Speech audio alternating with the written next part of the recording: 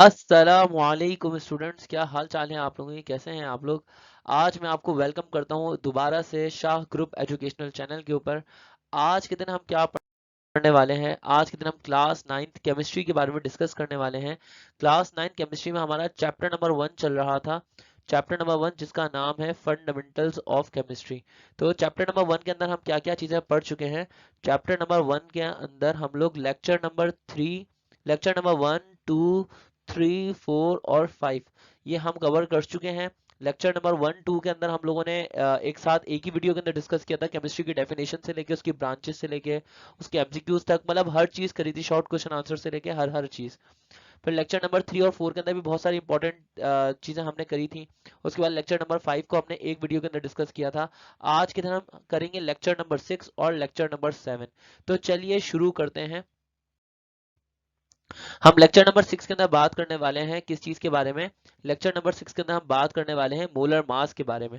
Molar mass क्या चीज है? सबसे पहले मैं मोलर मास आपको समझा देता हूँ।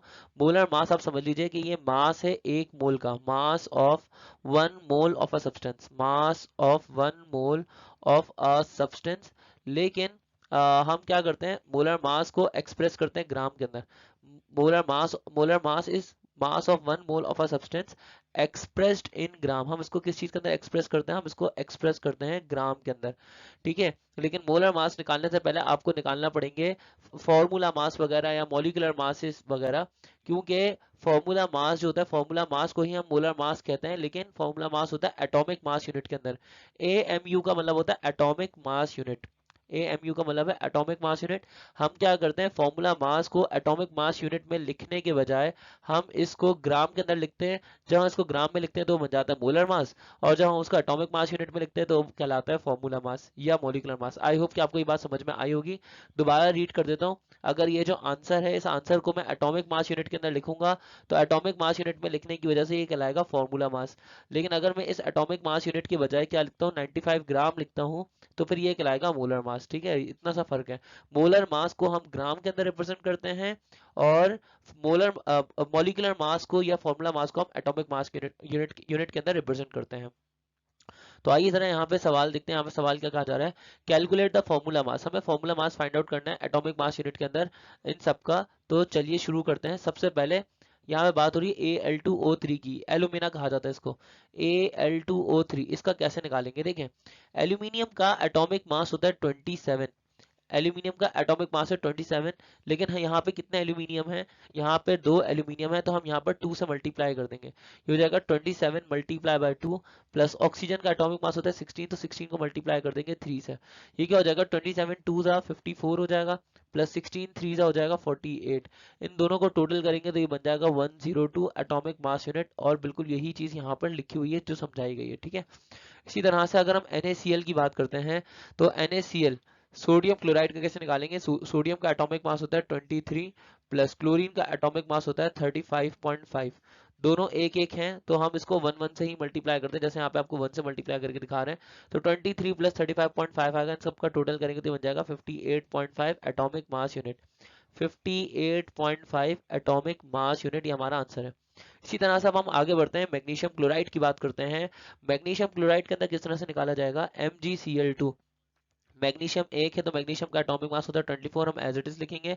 क्लोरीन दो है तो हम 2 को मल्टीप्लाई कर देंगे। क्लोरीन का एटॉमिक मास होता है 35.5, तो हम क्या करेंगे, 35.5 को 2 से मल्टीप्लाई करेंगे, आंसर आएगा 71। और 24 अपनी जगह पे, इन दोनों का टोटल करेंगे तो आंसर आएगा 95। साथ में हम यूनिट लिख देंगे एटॉमिक मास यूनिट। बिल्कुल इसी तरह से हम पोटेशियम नाइट्रेट के बारे में बात करेंगे। पोटेशियम नाइट्रेट का कैसे निकाला जाएगा? पोटेशियम नाइट्रेट में पोटेशियम का हो जाएगा 39, पोटेशियम एक ही है, नाइट्रोजन की जगह पे आएगा 14, ऑक्सीजन का होता है 16। 16 को मल्टीप्लाई कर देंगे 3 से। 39 अपनी जगह पर आएगा, 14 अपनी जगह पर आएगा, और 16 3 से हो जाएगा 48। इन सब का टोटल कर लेंगे कैलकुलेटर के अंदर तो हमारे पास आंसर आ जाएगा 101 एटॉमिक मास यूनिट। यह हमारा मोलर मास निकला है, सॉरी ये हमारा फॉर्मूला मास निकला है, क्योंकि हमने इस इन सबको किस चीज के, कौन से यूनिट के अंदर एक्सप्रेस किया है? हमने यहाँ पर सबको यूनिट किया एटॉमिक मास यूनिट के अंदर। जैसे यहाँ पे भी एटॉमिक मास यूनिट के अंदर एक्सप्रेस किया, यहाँ पर भी एटॉमिक मास यूनिट के अंदर एक्सप्रेस किया, और यहाँ पर भी एटॉमिक मास यूनिट के अंदर एक्सप्रेस किया। तो जब एटॉमिक मास यूनिट के अंदर एक्सप्रेस करेंगे वो कहलाएगा फॉर्मूला मास। आइए आगे बढ़ते हैं। अब यहाँ पे सल्फ्यूरिक एसिड के बारे में बात हो रही है। सल्फ्यूरिक एसिड के बारे में ये जो सवाल आ रहा है ये एमसीक्यूज के अंदर आ रहा है, सेक्शन ए के अंदर आपसे पूछा जा सकता है, सेक्शन ए के अंदर एमसीक्यूज। तो आपने अब इन पे फोकस करना है। जैसे H2SO4 का कैसे निकालेंगे, H2SO4 का निकालेंगे कैसे, हाइड्रोजन का होता है 1, 1 को मल्टीप्लाई करेंगे 2 से, सल्फर का एटॉमिक मास होता है 1, सल्फर का एटॉमिक मास होता है 32, और ऑक्सीजन का एटॉमिक मास होता है 16, 16 को 4 से मल्टीप्लाई करेंगे, 4 मल्टीप्लाई बाय 16। तो यहाँ पर क्या आ जाएगा, 2 1 2 प्लस 32 अपनी जगह पर है, 16 4 हो जाएगा 64। अब इन सबका टोटल करेंगे तो 2 प्लस 32 34, 34 प्लस 64 हो जाएगा, 34 प्लस 64 हो जाएगा 98। लेकिन 98 एटॉमिक मास यूनिट नहीं लिखेंगे, क्यों, क्योंकि यहाँ पे बात की जा रही है मोलर मास की। तो हम क्या लिखेंगे, 98 ग्राम। अब बात समझ में आई, 98 gram is the molar mass. 98 atomic mass unit होता तो वो गलत हो जाता, 98 ग्राम कहलाएगा मोलर मास। तो यहाँ पे देखिए कौन सा ऑप्शन सही है, हमारे पास जो ऑप्शन सही है वो है ऑप्शन सी। आइए आगे बढ़ते हैं। नेक्स्ट एमसीक्यू के अंदर हमसे कहा जा रहा है what would be the weight of 3 moles of sodium hydroxide. Sodium hydroxide के 3 मोल्स का वेट क्या होगा। तो हमारे पास 3 मोल्स हैं सोडियम हाइड्रोक्साइड के, 3 मल्टीप्लाई बाय NaOH। तो मैं 3 अपनी जगह पर रखूंगा और सोडियम की जगह पे क्या रखूंगा, सोडियम की जगह पे लिखूंगा 23, ऑक्सीजन का एटॉमिक मास होता है 16, हाइड्रोजन का एटॉमिक मास होता है 1। इन सबको टोटल करेंगे ये क्या हो जाएगा, 23 प्लस 16 प्लस 1 हो जाएगा 40। यहाँ पे लिख देता हूँ मैं 40। तो 3 मल्टीप्लाई बाय 40 करेंगे, 3 4 12 और साथ में 0 लग जाएगा। तो 120 ग्राम हमारे पास आंसर आ जाएगा। वेट जो होता है वो ग्राम में ही रिप्रेजेंट किया जाता है, यानी ऑप्शन डी हमारा राइट आंसर बन जाएगा। आइए आगे बढ़ते हैं। अब बात की जा रही है एमसीक्यू नंबर 3 के अंदर सोडियम क्लोराइड के फॉर्मूला मास के बारे में। सोडियम क्लोराइड का फॉर्मूला मास कैसे निकालेंगे, सोडियम का एटॉमिक मास होता है 23 और क्लोरीन का एटॉमिक मास होता है 35.5। इन दोनों को प्लस करेंगे। लेकिन देखें ये फॉर्मूला मास के बारे में बात हो रही है, जो आंसर आएगा उस आंसर को हमने एटॉमिक मास यूनिट के अंदर रिप्रेजेंट करना होगा। 23 प्लस 35.5 करेंगे, इनका आंसर आएगा 58.5। 58.5 atomic mass unit is the right answer, यानी कि ऑप्शन बी। यूनिट नहीं लिखा हुआ हुआ यहाँ पर, तो हम यहाँ पे यूनिट लिख देते हैं, 58.5 atomic mass unit is the right answer. आइए बढ़ते हैं नेक्स्ट एमसीक्यू पे। अब ये लेक्चर नंबर 7 हमारा स्टार्ट हो चुका है, लेक्चर नंबर 6 हमारा खत्म हो चुका है, लेक्चर नंबर 7 स्टार्ट हो चुका है। इसमें हम मॉलिक्यूलर मास के बारे में बात करेंगे। मॉलिक्यूलर मास को भी रिप्रेजेंट किया जाता है एटॉमिक मास यूनिट के अंदर ही। तो यहाँ पे C2H5OH इथाइल अल्कोहल के बारे में बात हो रही है। C2H5OH को कैसे सॉल्व करेंगे, आइए जरा सॉल्व करते हैं। देखें कार्बन का एटॉमिक मास होता है 12, 12 को मल्टीप्लाई करेंगे 2 से, प्लस हाइड्रोजन का एटॉमिक मास होता है 1, 1 को मल्टीप्लाई करेंगे 5 से, और इधर ऑक्सीजन की जगह पे लिखेंगे, ऑक्सीजन एक है तो यहाँ पे लिख लेंगे 16, और हाइड्रोजन एक है तो यहाँ पे लिखेंगे 1।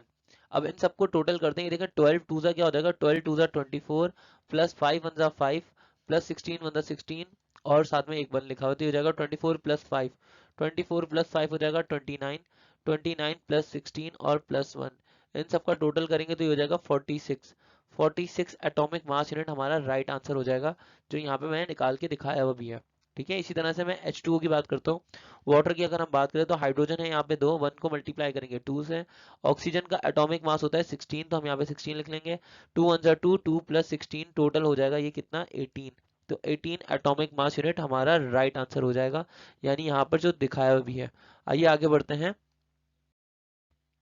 अब बात की जा रही है अमोनिया की, NH3 की बात की जा रही है। तो NH3 का मॉलिक्यूलर मास कैसे निकलेगा, यहाँ पे नाइट्रोजन का एटॉमिक मास हो जाएगा 14, उसके बाद हाइड्रोजन का एटॉमिक मास कैसे निकालेंगे, हाइड्रोजन का एटॉमिक मास होता है 1, 1 को मल्टीप्लाई करेंगे 3 से, तो 14 अपनी जगह पर रहेगा, 3 1 जा 3, 14 प्लस 3 हो जाएगा 17, तो ये हो जाएगा 17 एटॉमिक मास यूनिट, यानी कि ये वाला आंसर जो निकाल के दिया हुआ है ये सही आंसर हो गया। इसी तरह से हम कार्बन डाइऑक्साइड गैस के बारे में बात करते हैं। तो कार्बन का एटॉमिक मास होता है 12, ऑक्सीजन का एटॉमिक मास होता है 16, 16 को मल्टीप्लाई करना पड़ेगा 2 से, क्योंकि यहाँ पे 2 ऑक्सीजन है, तो 12 अपनी जगह पर आएगा, 16 2 32, इन दोनों का टोटल करेंगे तो ये बन जाएगा 44, साथ में यूनिट लग जाएगा एटॉमिक मास यूनिट, यानी कि 44 एटॉमिक मास यूनिट यहाँ पर जो दिखाया हुआ है वो सही दिखाया हुआ है। ठीक है, अब आगे बढ़ते हैं। अब यहाँ पर हमसे कहा जा रहा है नाइट्रिक एसिड। देखें नाइट्रिक एसिड का फॉर्मूला गलत लिखा हुआ है, माजरत के साथ ये मुझसे मिस्टेक हो गई है। नाइट्रिक एसिड का फॉर्मूला ये नहीं है, एक सेकंड में इसको हटा देता हूँ। नाइट्रिक एसिड का फॉर्मूला होता है HNO3, माजरत, ये मैंने गलत टाइप कर दिया है। तो नाइट्रिक एसिड का फॉर्मूला होता है HNO3, यहाँ पर आएगा HNO3। हाइड्रोजन का एटॉमिक मास आएगा 1, इसी तरह से नाइट्रोजन का एटॉमिक मास आएगा 14 और ऑक्सीजन का एटॉमिक मास आएगा 16। 16 को मल्टीप्लाई कर देंगे 3 से, तो ये हो जाएगा 1 अपनी जगह पे, 14 अपनी जगह पर, और 16 3 जा 48। इन सब का टोटल करेंगे तो ये हो जाएगा 14 प्लस 1 15, 15 प्लस 48 करेंगे, टोटल आ जाएगा 63। 63 atomic mass unit is the right answer, option B. ठीक है, आइए अब आगे बढ़ते हैं। नेक्स्ट जो हमारे पास एमसीक्यू है उसके अंदर हमसे मॉलिक्यूलर मास पूछ रहे हैं H3PO4 का। ये जो H3PO4 है ये कहलाता है फॉस्फोरिक एसिड, H3PO4। तो आइए जरा इसका चेक करते हैं। यहाँ पे हाइड्रोजन का एटॉमिक मास होता है 1, 1 को 3 से मल्टीप्लाई करेंगे। P फॉस्फोरस, फॉस्फोरस का एटॉमिक मास होता है 31। और फिर ऑक्सीजन का चेक करते हैं, ऑक्सीजन का एटॉमिक मास होता है 16। 16 को मल्टीप्लाई कर लेंगे 4 से, ठीक है, 16 मल्टीप्लाई बाय 4 करेंगे यहाँ पे, 3 1 जा 3 आएगा, प्लस 31 आएगा, प्लस 16 4 जा 64, 16 4 जा 64 होगा, बिल्कुल सही। अब यहाँ पे क्या करूंगा, 31 प्लस 3 कर दूंगा तो ये हो जाएगा 34 प्लस 64, इन सब का टोटल करेंगे तो यहाँ पे हमारे पास आ जाएगा 98। 98 हमारे पास आंसर आएगा, 98 atomic mass unit is the right answer, यानी कि ऑप्शन ए हमारा राइट आंसर बन जाएगा। आई होप कि आपको मॉलिक्यूलर मासेस निकालने में और फॉर्मूला मास निकालने में अब कोई मुश्किल नहीं होगी। यहाँ पे हमारा लेक्चर नंबर 7 और लेक्चर नंबर 6 और 7 दोनों एंड होते हैं। आई होप कि आपको हमारी वीडियो पसंद आई होगी। अगर हमारी वीडियो पसंद आती है तो आप शाह ग्रुप एजुकेशनल चैनल को सब्सक्राइब करना मत भूलिएगा। मैं आपसे मिलूंगा लेक्चर नंबर 8 और लेक्चर नंबर 9 के अंदर, नेक्स्ट वीडियो के अंदर। तब तक के लिए अपना ख्याल रखिएगा। अल्लाह हाफिज।